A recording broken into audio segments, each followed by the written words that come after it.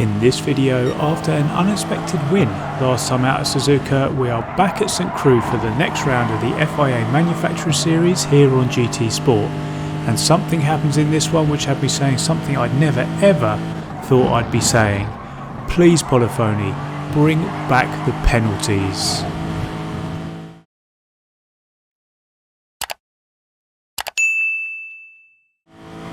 Hey guys, Eerie is here and welcome along to another video. If this is your first time here and you like watching all sorts of sim racing related stuff, then subscribe now and click the bell icon as well so you get notified of every video I upload and you don't miss a thing. Now, a lot of people in the comments section say how much help they get from me sharing how I go about preparing for my races. And I know quite a few of you out there a shorter time just like me, with work, school, family, you name it. Most of us are busy with something.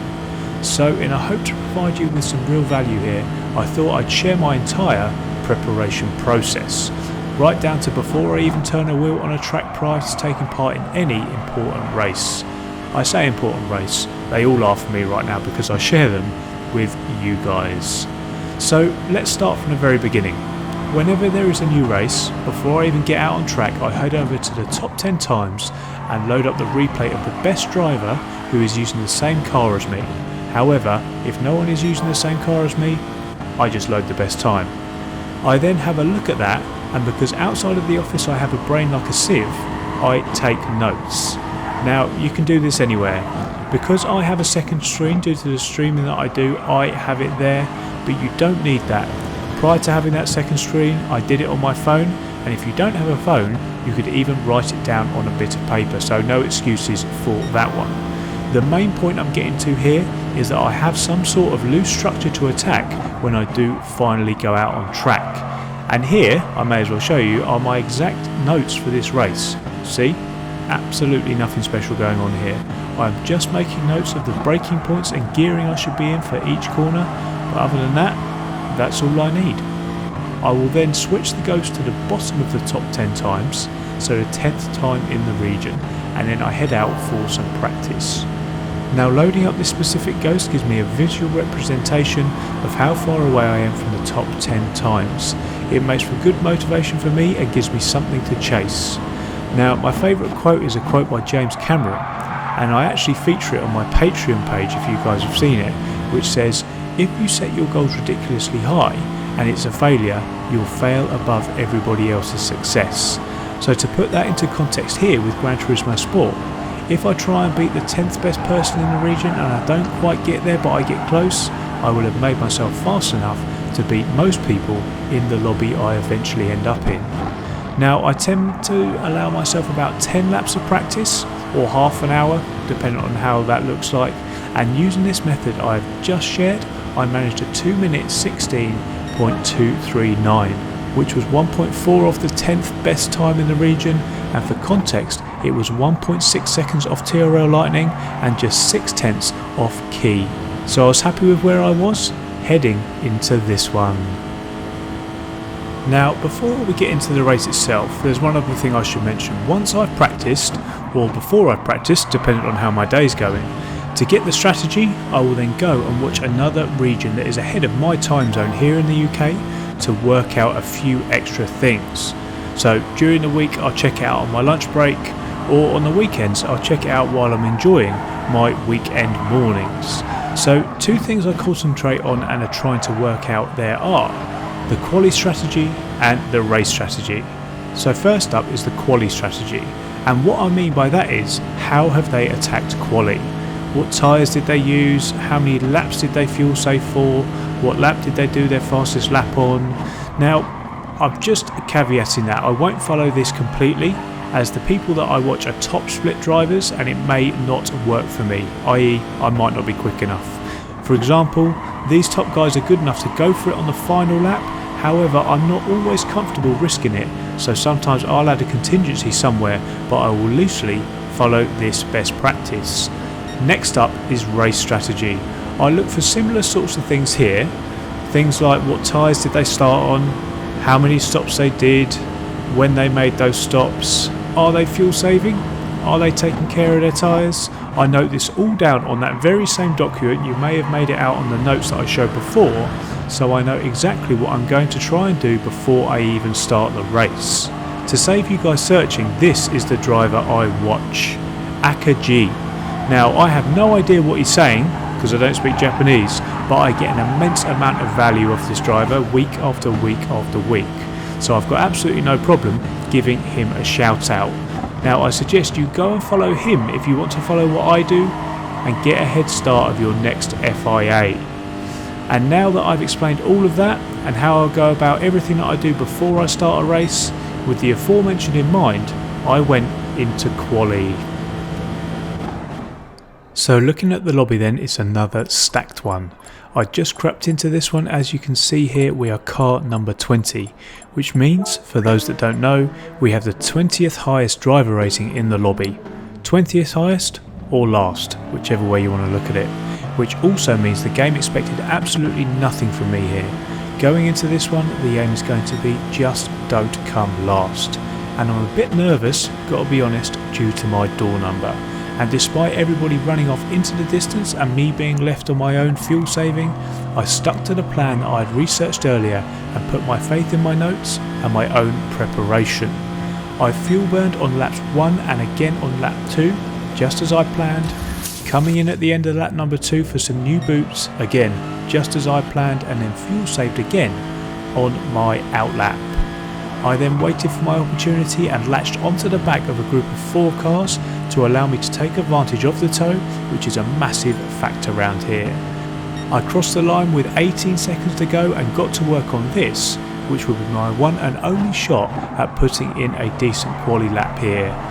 Now, despite having an uncomfortable moment as the PRST or Prost driver in the Toyota hit the wall coming out of the, in my opinion, hardest corner on the circuit, I managed to still crumb across the line with a 2 minutes 18.045, which would have had little old me in car number 20 starting 3rd in this one. This is where I started when I won last time out. Surely we couldn't win 2 in a row, right? So moving on to the race then, whilst I satisfy my OCD requirements, I'll introduce the livery, which today is a Playmobil livery. Now it isn't the usual confectionery, but it's something I used to play with as a kid, so struck a chord when I saw it. And this livery is brought to you today by Gikaduru80. Thanks again my friend, great work. I'm hoping I can do it justice here as we come across the line to get this one underway. So as we start lap number 1 here, the tactics to try and achieve a good result here are going to be very similar to the tactics I used last time out in the last video at Suzuka.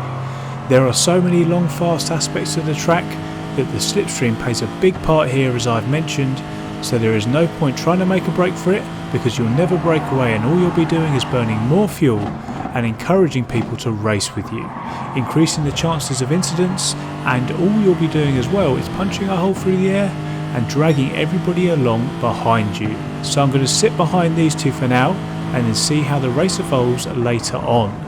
Then I will attack in the final couple of laps if everything goes to plan. This is something I'm really trying to do. I'm always thinking of the bigger picture, but I want to think of a much bigger picture, as big as I can. It worked last time out, so I'm going to try and do the same again. As we come across the line to start lap number 2, you'll see here that old habits come to the fore as I think about a move, but I then pulled out of it. Again, some decent life advice for you there guys. Remembering what I needed to do here, which was to work together with the two up in front rather than challenging them, and make them go defensive for the sake of an egotistical move attempt. And by working together with these two up in front, I eventually hope to break away from the pack behind who are being dragged along currently, bringing my competitors for this one down from 19 other drivers to 2. Currently there are plenty of cars, as you can see from the mini-map, still in the tow, and as we fast forward here to a little bit further down the lap, keep your eye on the delta here as the Czech driver is going to overtake the fellow Brit, and just look at how much time they're going to lose by him doing so. We were 1.4 seconds ahead coming into the big braking zone back there at the end of the bridge, so they were still in the slipstream. 1.5 seconds is what you need to start feeling the benefits of the tow, remember, but by the time we left the difficult downhill right-hander onto the long straight, they had collectively lost over half a second, pushing them right out of the tow and giving us exactly the break that we had wanted. Now that is a prime example of when staying behind is the best thing to do. Just live to fight another day. I'm going to continue to woosah here, and the opportunities, I hope, will eventually come. By the time we come across the line to start lap number 3, there's been some more battling and the gap is now up to 3 seconds. So I'm going to continue to sit, taking care of my tyres and saving fuel as I introduce this one and discuss my strategy, which, come to think of it, you will already know from me sharing my notes, but I'll go through them anyway. So this race is the next FIA Manufacturer Series round at St Croix? Not sure. I'm not sure exactly how you pronounce it, but I'm going to call it St Croix, so we'll just go with that for now. It's a track that I thoroughly enjoy actually. It's a long one and there is a lot to remember, but I really like the flow of the track and the fact the track is nice and wide, but if you were to venture offline, there is an Armco waiting for you. Very Nordschleifer-esque. We have 9 laps here, as you can see in the top left there. Fuel is also a factor, but not if you save a little, which is what I'm trying to do here. As I sit in the tow, letting the others use their fuel to punch a hole in the air for me, and whilst we have the choice of all 3 tyre compounds, which is great, you do have to use the hard compounds at some point. So our strategy today is to go onto the softs until the end of lap 4, then come in and do the remainder of the race on hards. So things are looking good at the moment. We're keeping good pace with the cars up in front, and I think we have some pace in reserve. I am really hoping though that they're on the softs as well as us. Otherwise it's no wonder I'm keeping up with them. I guess we'll find out in a lap or so. We're going to rejoin the action here at the exit of the final corner on the next lap, my in lap. As I come in for some new boots, I didn't take on any fuel, and to my surprise, having come in 3rd, I come out and I've retained my position.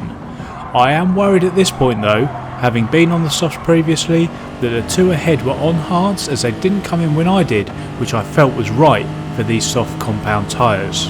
Which would mean, as I've mentioned before, that it was a false representation of my pace as I was on a much faster compound. So I'm going to continue here, but I have everything crossed that they come in at the end of this lap, meaning we were on the same compound and that we have similar pace. If they do come in, it will be really interesting to see where we come out in comparison. Thankfully, at the end of lap 5, they both come in though, and come out right in front of me. It is so close in fact that I had to slam on the anchors there to avoid hitting him and potentially getting a penalty. Well actually, no, I wouldn't have actually got a penalty, as they appear to have bowed to the peer pressure and turned it all off altogether. Very odd decision, a bit knee-jerk for me. I wasn't calling for the change, but I could see issues others were having and something needed to be done. Hopefully they'll just revert it back to an older and more rational version soon, but for now it basically feels like a free-for-all. But while I was talking about that, as I came into turn number 2 back there, you would have seen that the Spaniard in the Honda was looking rather racy, and he went for a move up the inside. Now he isn't behaving like someone on the same strategy as me. He looks in a hurry, and you can see that up ahead as well as he makes another move. So I thought, go on son, through you go, fill your boots. And coming down the bridge here, I'm actually going to miss the apex, far away from it there on the left hand side. I'm going to hit the wall, losing another position, so I'm going to be down to 5th for now, which is proof of the Nürburgring-esque nature of this circuit. One wrong move and you're in the wall. But I'm remaining relaxed here. I'm still in the slipstream of the train up in front, and as long as I stay within 1.5 seconds there will not be a problem. My fuel is looking a little bit too close for comfort though, so I'm going to woosah here and try and efficiently close up to the back of the cars up in front over the duration of the next lap or so, which is when it is finally going to be go time and we can finally start to push and see what we can get out of this race.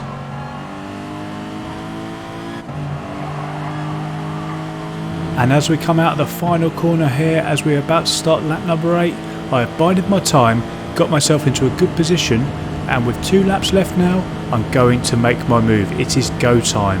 I got a good run there and make my move on the Toyota into turn number 1, moving us up to 4th now.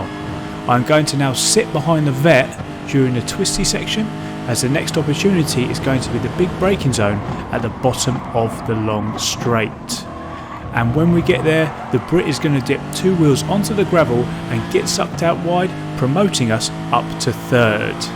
And as we come out of the final corner here to start the final lap, the Spaniard is going to come in, leaving nobody in between myself and my number 1 target, the Czech in the Cayman. Now I know exactly where I'm going to have my best shot at passing him, which is just like it was on the last lap down the end of the long straight, where the grunt of this Lexus along with the slipstream should have me past him easily. Then there will be little time for him, I hope, to make a move back through before the finish line. So here we go then. I've driven as smoothly as I can through the twistier first half of the lap, preparing for my potentially race winning move. I'm going to line him up then. He's going to go defensive, but there's nothing he can do, and we're going to drive right round the outside. We've done it. We are up into the lead on the very last lap. I'm going to flick the radar on in case it's needed. He's tucked back in. There's no issues at this point. And as we come down into the braking zone, keep your eye on the radar. Oh, he's just going to push me off into the gravel. But because the penalties have been turned off, stroke, there isn't any. There is no consequences for his actions, and he just drives off into the sunset here at St. Crew to take the win. And to add insult to injury, I'm going to lose 2nd place as well, as the Corvette we dispatched of on the earlier lap comes through as well. Now, you all know me. If the shoe was on the other foot, I would have waited and let him back through if I'd made that mistake. I just wouldn't want to win like that, because it would have been a tainted victory for me. And I am going to call him out on it, because this is my and all of our happy place, and it's our responsibility to uphold the standard of racing here on Gran Turismo Sport and root out drivers who behave like that. Even unbelievably, in the lobby afterwards, he says no block, but looking back at that, there clearly was. Absolutely delusional.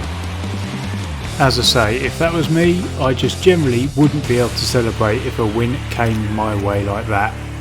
And it's a real shame car number 20 was robbed of the victory, but it is what it is. On to better news, I can share with you that I now have the highest driver rating I have ever had on GT Sport, breaking my previous record. Now, as you are watching this, the Daytona 24 that I'm taking part in will either be about to start, if you're watching this as soon as I published it, if so thank you, or will have already started. So make sure you check out the channel and come over and say hi. In these 24-hour races, your support is very much needed. They are absolutely brutal. So I hope to see you shortly over there. But for now, guys, that is the end of the video. I hope you enjoyed the video, guys. If you did, please do hit that like button and make sure you're subscribed if you haven't already. We also now have merch, so go check out the Teespring store below and go get yourself some of that if you want to support the channel there. But thanks again so much for watching, guys, and I will see you in the next one. Cheers.